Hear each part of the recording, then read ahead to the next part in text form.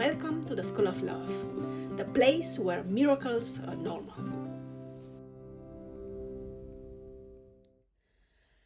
Hello and welcome to the School of Love, the place where we learn practical tools based on scientific research and personal experience towards improving ourselves, living life to its fullest, and contributing to the best of our abilities to the world around us.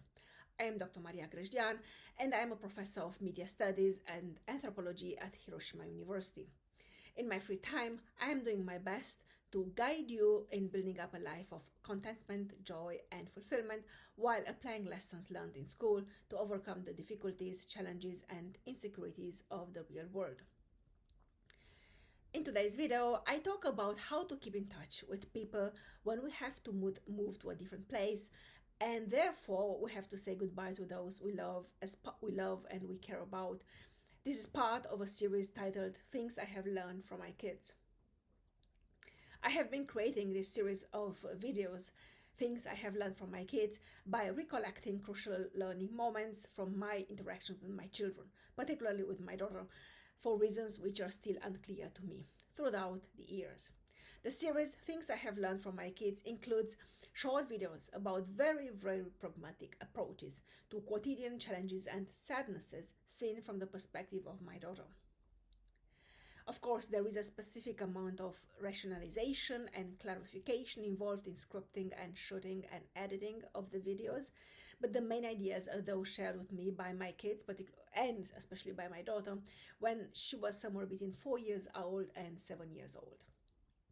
But now for the first things first, which are two disclaimers. The first disclaimer serves to strongly emphasize the fact that this YouTube channel, The School of Love, is not part of my educational and research activities at Hiroshima University. It is nonetheless part of my privilege, joy, and sense of duty to propagate and implement knowledge, information, as well as motivation and inspiration outside the limited framework of academic endeavors. Together, we can build up a better tomorrow for as many of us as possible. The second disclaimer relates to the fact that I am a trained musician and musicologist, not a psychologist, therapist, or counselor. The ideas I'm sharing in my videos reflect my deep-going preoccupation with life, my own life and other people's lives, and express the results of my experiences, research, and for better or for worse, my failures, as well as my recovery from those failures. Recovery which is still ongoing. The ideas expressed in the videos on this channel named The School of Love cannot and may not and must not replace the consultation with specialists in whichever areas of your life you might have questions or you might struggle with. If you are new to the channel at this moment, I would like to ask you to please consider subscribing, sharing, liking, commenting. Thank you very, very much. This helps us not only with that mysterious algorithm which seems to dominate the YouTube galaxy, but also with contributing to the expansion of the community of humans doing their best to impact positively the world around them by discovering their authentic selves and living life wholeheartedly. Thanks again. And now back to today's topic, which is, as I said, how to keep in touch with people when life happens and we have to say goodbye.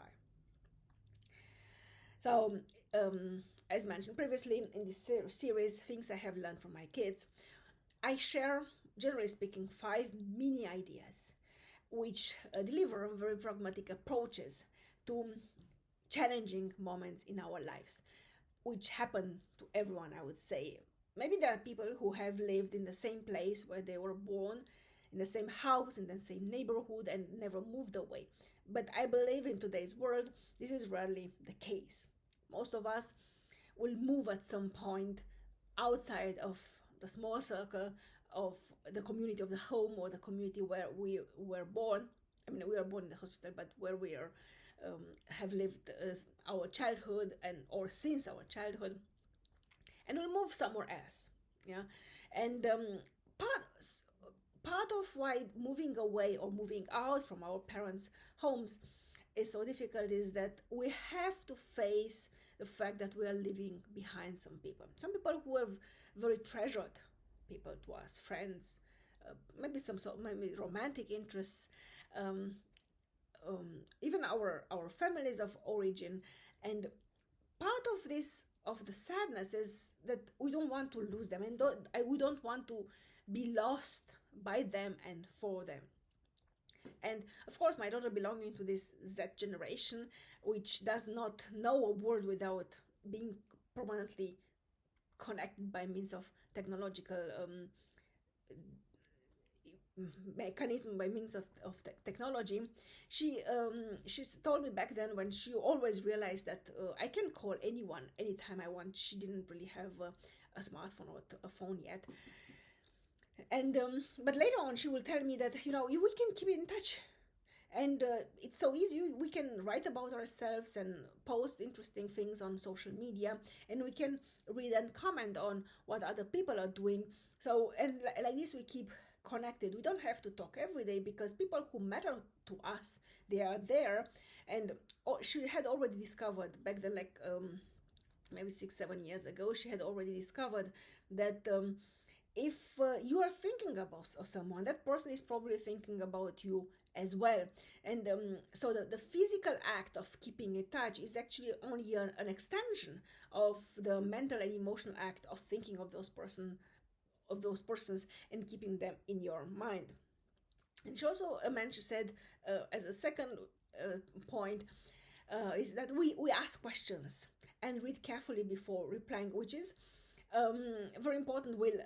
I talk a lot in other videos about this ability and this superpower of listening without judgment, listening without thinking about the next reply you're going to give, just thinking and delving deeply into just listening and delving deeply into what those people are telling you, and trying to empathize with them, to feel what they are feeling. It's not about reacting, it's not about replying, it's not about giving advice. It's just about being there with them and feeling what they are feeling and sharing those feelings.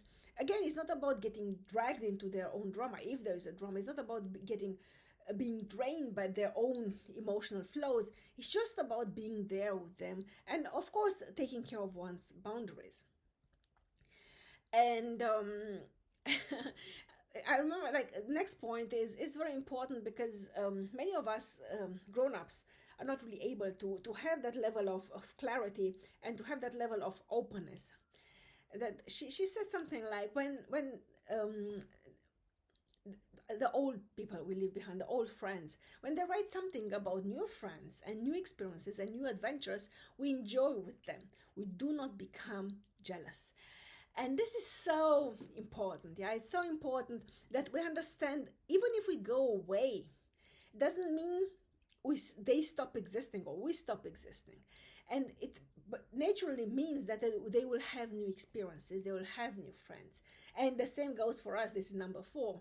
So likewise, when we tell them about our new friends and experiences with kindness, and with warm-heartedness, so that they do not develop any envy, but we do our best so that they enjoy our experiences with us, and they share those experiences with us in enjoyment.